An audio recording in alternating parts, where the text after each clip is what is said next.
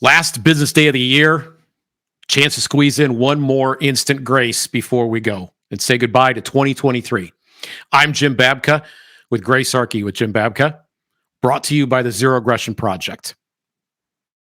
We've just received news that Donald Trump is being removed from a second ballot, and by the time you hear this, who knows, maybe others, there's lots of states considering removing him from the ballot. These claims are based on a vague interpretation where, let's put it this way, the 14th Amendment itself is vague and suggests that if you've participated in a plot to overthrow the government, that you cannot run for various offices. One of the offices, curiously not mentioned, is President of the United States. This has been seen as an opportunity on a long list of opportunities from political opportunists for keeping Donald Trump off the ballot. And now Colorado and Maine have both said Donald Trump cannot be on their ballot. The Secretary of State, Shenna Bellows in Maine, is the latest to make this move just yesterday. And immediately, Jarrett Golden, a Maine congressman, a Democrat, issued a statement.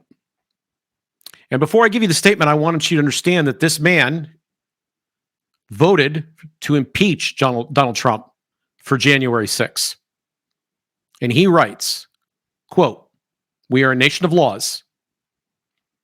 Therefore, until he is actually found guilty of the crime of insurrection, he should be allowed on the ballot."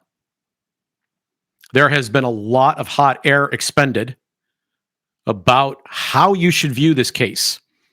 The subtle nuances of the 14th Amendment, what happened on January 6th, whether or not we're becoming a banana republic, first with a president who refuses to go quietly and hand over power, and now with attempts to make it so that a choice that clearly close to half the American public is prepared to make for president would actually be banned from being on the ballot.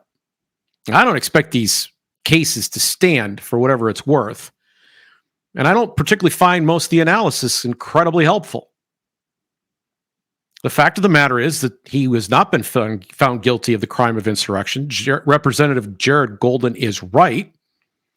And he, bless him, is showing grace because he is a partisan. He is a Democrat. He's not going to support Donald Trump. He's already voted for his impeachment.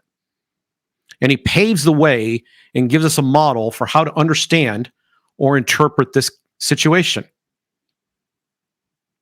It is good to empathize with others, and it is always good to consider how you would feel if you found yourself, or in this case, your party's candidate, your party's front runner, in exactly the same position for exactly the same set of reasons. And it is incredibly hard to admit that you would feel differently, because we tend to special plead for our side. That is, we tend to raise the net when we're for the other side and lower it for our own side. So practicing empathy, practicing grace is just simply not easy. But every one of these cases sets precedents and lead to problems down the road.